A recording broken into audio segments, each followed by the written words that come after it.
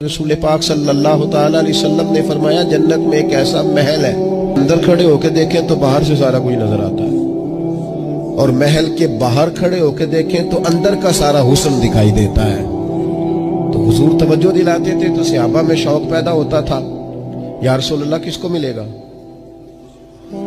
ویسے ہی دنیا میں بھی بندہ کو اچھا گھر دیکھتا ہے تو کہتا ہے یار کتنا اچھا نقشہ ہے، کس خوبصورتی سے بنایا ہے۔ اور جب حضور ذکر کریں اور جنت کے محل کا ذکر کریں، شوق صحابہ کا توانا ہوتا تھا۔ عرض کی یا رسول اللہ صلی اللہ علیہ وسلم کس کو ملے گا؟ تو نبی پاک نے 4 باتیں بیان کی۔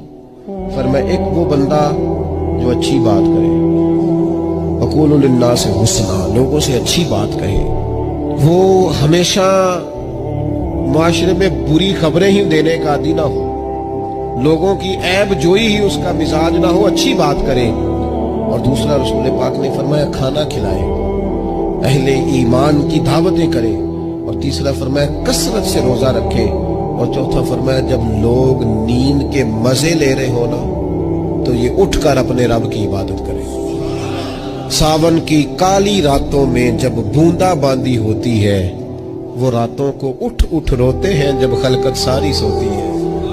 اور کسی نے کہا تھا رات پوے تے بے دردانو نیند پیاری آوے، رات پوے تے بے دردانو نیند پیاری آوے، تے درد مندانو یاد سجن دی ستیاں بھی آن جگاوے۔